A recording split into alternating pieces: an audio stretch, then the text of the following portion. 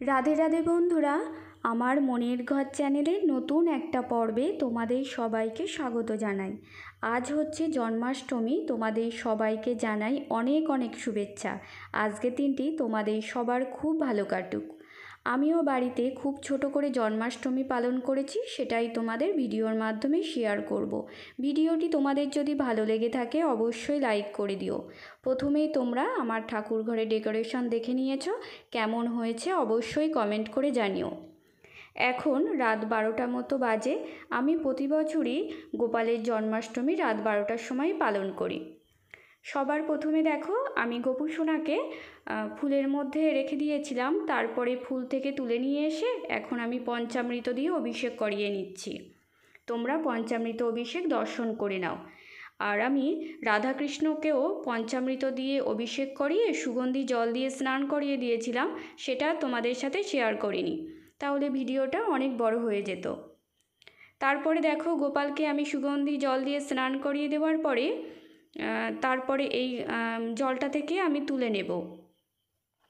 তারপরে নতুন একটা টাওয়াল দিয়ে গোপালের গাটা পরিষ্কার করে মুছিয়ে দিয়ে শৃঙ্গার করে দেব।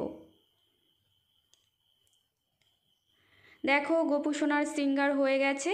গোপু সোনার যেহেতু আজকে জন্মদিন, সেই কারণে ইয়েলো কালারের ড্রেস পরিয়ে শৃঙ্গার করে দিয়েছি।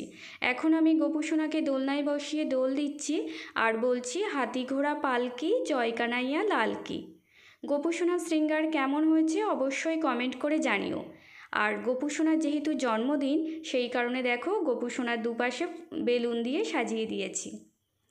এরপরে আমি গোপু সোনাকে দেখো একটা ফুলের মালা পরিয়ে দিলাম আর গোপু সোনার চরণে চন্দন সহ তুলসী পাতা নিবেদন করলাম।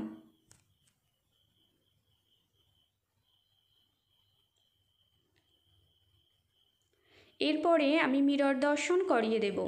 তার আগে দেখো, গোপু সোনার হাতে বাঁশি দিয়ে দিলাম।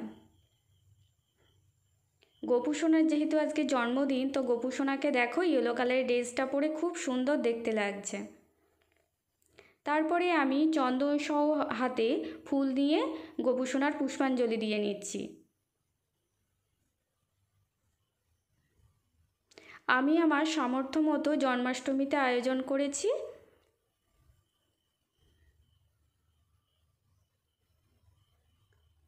এরপরে আমি চন্দন সহ তুলসী পাতা গোপু সোনার বক্ষে বা বুকে নিবেদন করে দিলাম। তারপরে দেখো, আমি ভোগও নিবেদন করে দিয়েছি। প্রতিটা ভোগের বাটা আর জলের গ্লাসে আমি তুলসী পাতাও দিয়ে দিয়েছি আর চারিপাশে গঙ্গা জল ছিটিয়ে জায়গাটা শুদ্ধও করে দিয়েছি। এখন আমি ভোগ আরতি করছি। ধূপ, পঞ্চপ্রদীপ, তারপরে তিলের তেলের প্রদীপ, কর্পূর দিয়ে, ময়ূর পাখা দিয়ে, শঙ্খ ঘণ্টা বাজিয়ে আমি ভোগ আরতি করে নিচ্ছি। তোমরা ভোগ আরতি দর্শন করে নাও।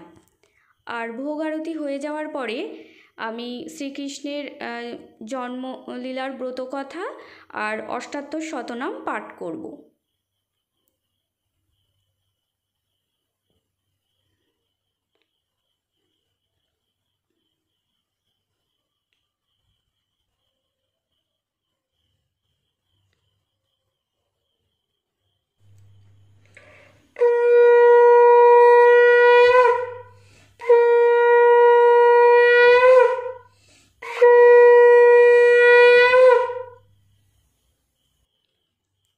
আমার আরতি করা হয়ে গেছে।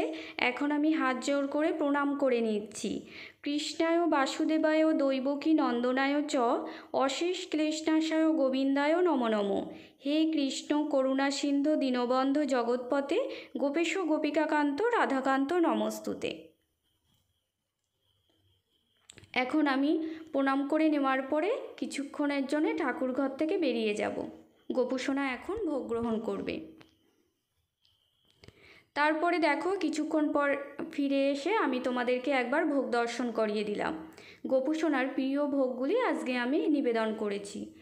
8 রকমের ফল, 8 রকমের মিষ্টি, লুচি সুজি, তালের বড়া, তাল ক্ষীর, মালপোয়া, ক্যাডবেরি চকোলেট, কিছু ড্রাইড ফ্রুটস আর বাটার মিশ্রি আর কলা, এই দিয়ে আমি ভোগ নিবেদন করেছি। আর তার সাথে লাড্ডুও ছিল। তারপরে এখন দেখো রাত 2:30 মতো বাজে। আমি গোপু সোনাকে শয়ন দিয়ে দিলাম। গোপু সোনা এখন ঘুমিয়ে পড়েছে। আর আজকের এপিসোডটা আমি এখানেই শেষ করলাম। আমার বাড়ির জন্মাষ্টমীর এপিসোড তোমাদের কেমন লাগলো অবশ্যই কমেন্ট করে জানিও। আর বন্ধুরা, তোমরা সবাই ভালো থেকো, সুস্থ থেকো, সাবধানে থেকো।